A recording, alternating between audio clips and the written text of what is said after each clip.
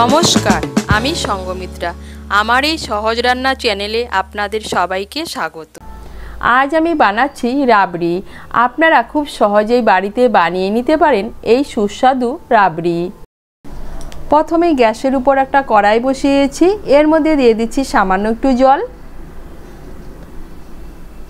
এখন এর মধ্যে দিয়ে দিচ্ছি দুধ। এখানে আমি 1 লিটার দুধ নিয়েছি। দুধটাকে আমি আগে থেকে জাল দিয়ে রেখেছিলাম।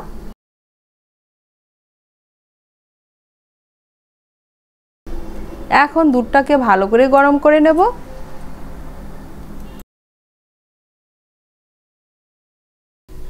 এই দেখুন, দুধটাকে ভালো করে গরম করে নিয়েছি। আমি যেহেতু দুধটাকে আগেই ভালো করে জাল দিয়ে ফুটিয়ে নিয়েছিলাম, তাই এখন আমি দুধটাকে ভালো করে গরম করে নিয়েছি।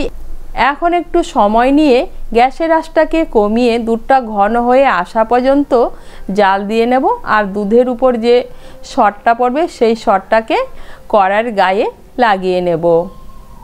আর এই কাজটা একটু সময়, একটু ধৈর্য নিয়েই করতে হবে।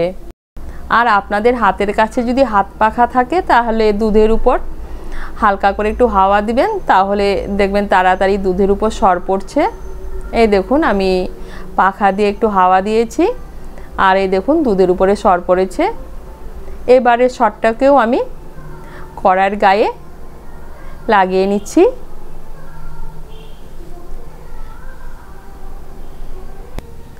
আর মাঝে মধ্যে দুধটাকে একটু নাড়িয়ে দিতে হবে, তা না হলে কড়াইয়ের তলায় দুধটা ধরে যেতে পারে। আর এভাবেই আমি দুধটা ঘন হয়ে আসা পর্যন্ত কাজটা করে যাব। এই দেখুন বন্ধুরা, দুধটা অনেকটা ঘন হয়ে গিয়েছে আর কড়াইয়ের গায়ে অনেকটা দুধের সর জমা হয়েছে। এখন এর মধ্যে দিয়ে দিচ্ছি 2টো ছোট এলাচ। এলাচের মুখগুলো একটু ফাটিয়ে নিয়েছি। আমি এখানে গোটা এলাচ ব্যবহার করছি, আপনারা এখানে এলাচ গুঁড়ো ব্যবহার করতে পারেন। এলাচ দুটোকে মিশিয়ে নিয়ে দুধটাকে আমি আরেকটু ঘন করে নেব। এই দেখুন, দুধটাকে আমি অনেকটা ঘন করে নিয়েছি। আর এই দেখুন, কড়াইয়ের গায়ে অনেকটা দুধের সর জমা হয়েছে। এখন এর মধ্যে দিয়ে দিচ্ছি অল্প কেশর। কেশরটাকেও ভালো করে মিশিয়ে নেব। কেশরটাও ভালো করে মিশিয়ে নিয়েছি দুধের মধ্যে। এখন এর মধ্যে দিয়ে দিচ্ছি চিনি। এর মধ্যে দিয়ে দিচ্ছি 1/4 কাপ চিনি। আপনারা যদি মিষ্টিটা একটু বেশি খেতে চান তাহলে চিনির পরিমাণটা বাড়িয়ে দিতে পারেন, আর যদি মিষ্টি কম খেতে চান তাহলে চিনির পরিমাণটা কমিয়ে দিতে পারেন। চিনিটাকে ভালো করে মিশিয়ে নেব। চিনিটাকে ভালো করে মিশিয়ে নিয়েছি। এখন কড়াইয়ের গায়ে যে দুধের সরটা জমা হয়েছে সেই দুধের সরটাকে আমি খন্তা দিয়ে ছোট ছোট পিস করে কেটে নেব।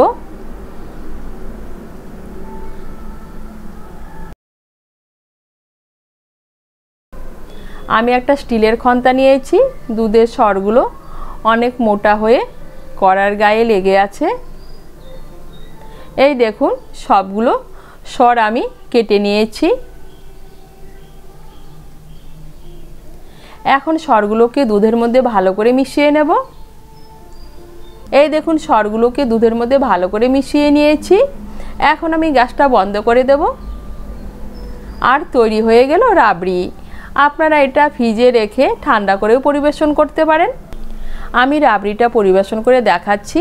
এই দেখুন বন্ধুরা, দেখতে কতটা লোভনীয় হয়েছে, আর খেতেও কিন্তু অসাধারণ হয়েছিল।